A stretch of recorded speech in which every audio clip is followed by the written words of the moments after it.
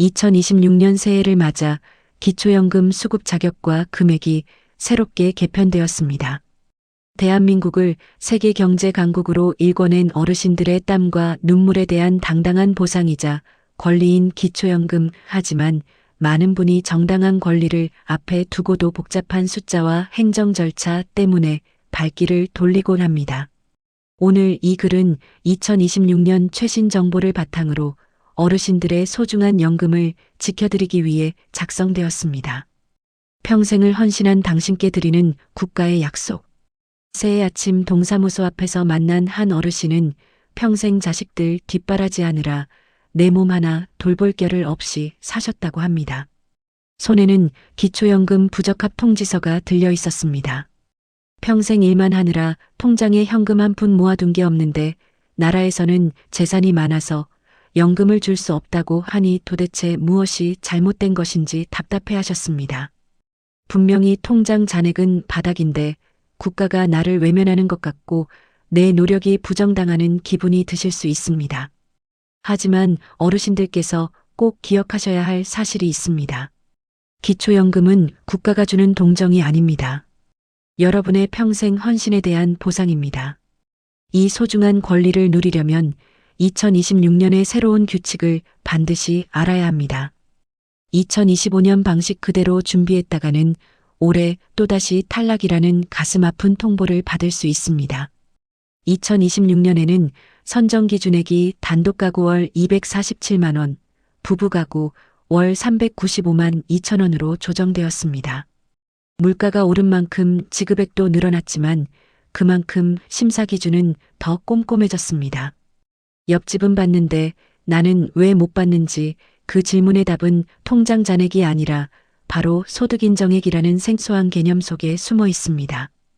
오늘 이 글에서는 2026년의 정확한 숫자가 얼마인지 확인하고 내 재산이 왜 예상보다 높게 잡히는지 그 이유를 파헤쳐 보겠습니다.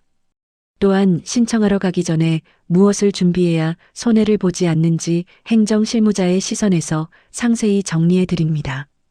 지금부터 제가 어르신들의 언어로 가장 쉽고 정확하게 소득인정액의 실체와 인상된 연금을 받는 법을 하나씩 풀어드리겠습니다.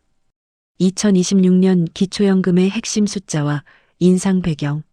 가장 먼저 확인해야 할 것은 내가 얼마를 받을 수 있고 어떤 기준을 넘지 말아야 하는가입니다.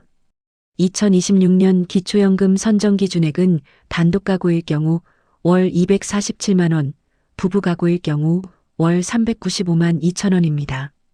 이 금액은 수급 자격을 결정짓는 가장 중요한 커트라인입니다.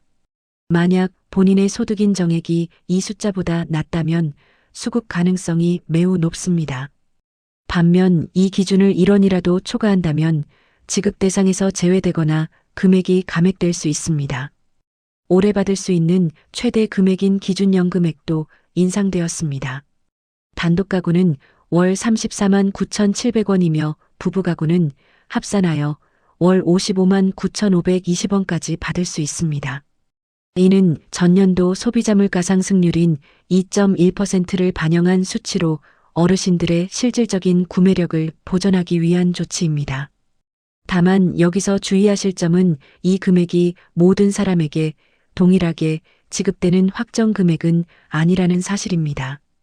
본인의 소득인 정액이 선정기준액에 아주 가깝다면 소득 역전을 방지하기 위해 지급액이 일부 깎일 수 있다는 점을 미리 인지하셔야 합니다.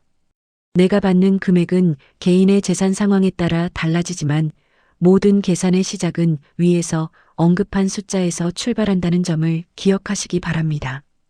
왜 통장 잔액이 아니라 소득인 정액인가? 많은 어르신이 가장 억울해하시는 부분이 바로 이것입니다. 나는 당장 쓸 현금이 없는데 왜 재산이 많다고 하느냐는 질문입니다. 기초연금은 단순히 현재 통장에 들어있는 돈만 보지 않습니다.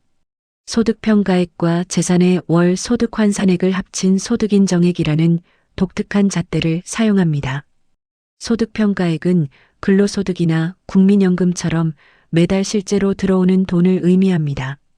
반면 재산의 월 소득 환산액은 어르신이 가진 집, 자동차, 토지, 그리고 예금이나 주식 같은 자산들을 일정한 공식에 따라 매달 소득이 발생하는 것처럼 환산한 수치입니다. 예를 들어 월급이나 연금 소득은 전혀 없더라도 공시지가가 높은 주택을 보유하고 있거나 비싼 자동차를 가지고 있다면 나라에서는 이를 소득으로 간주합니다. 반대로 소득은 어느 정도 있더라도 정부에서 인정해주는 공제 항목을 잘 활용하면 기준 아래로 내려와 연금을 받을 수도 있습니다. 결국 핵심은 현금이 있느냐 없느냐가 아니라 내 이름으로 된 모든 유무형의 자산이 국가 전산망에 어떻게 잡히느냐에 달려 있습니다.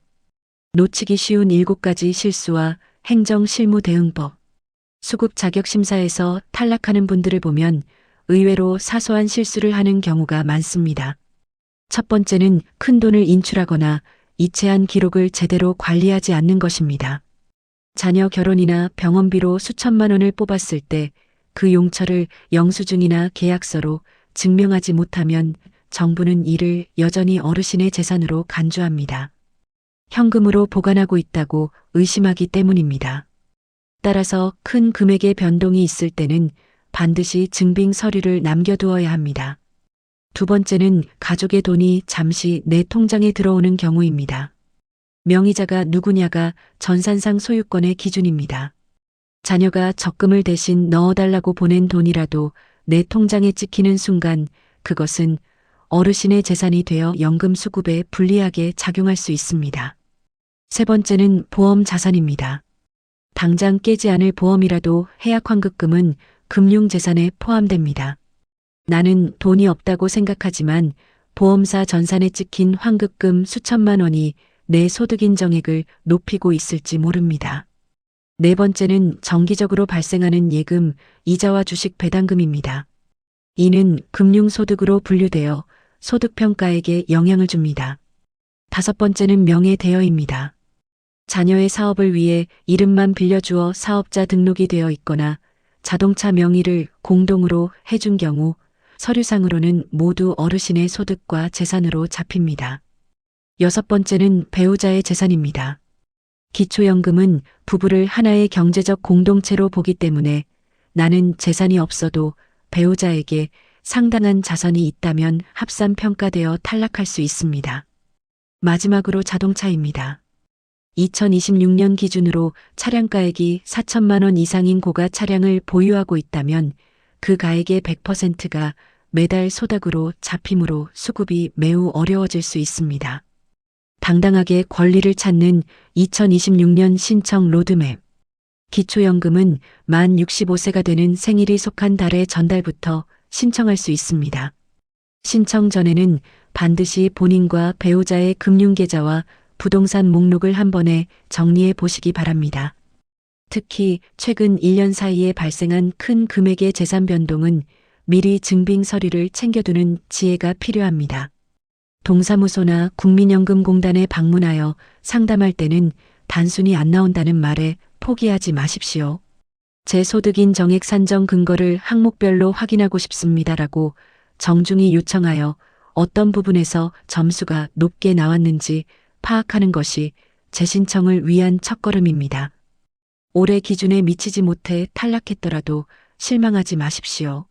선정 기준액은 매년 인상되며 어르신의 재산 상황도 시간이 지나면 변하기 마련입니다. 기준이 바뀔 때마다 다시 도전할 수 있는 권리가 여러분께 있습니다. 기초연금은 시혜가 아니라 제도적으로 보장된 여러분의 권리입니다. 오늘 정리해드린 내용을 바탕으로 꼼꼼히 점검하셔서 단 한 분의 어르신도 몰라서 손해보는 일이 없기를 진심으로 바랍니다. 주변에 같은 고민을 하는 동료분들이 있다면 이 정보를 나누어 주십시오. 정확한 정보가 어르신들의 평안한 노후를 지키는 가장 강력한 방패가 될 것입니다.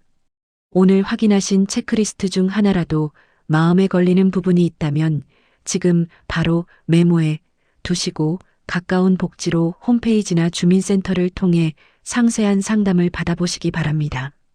어르신들의 당당한 노후를 응원하며 글을 마칩니다.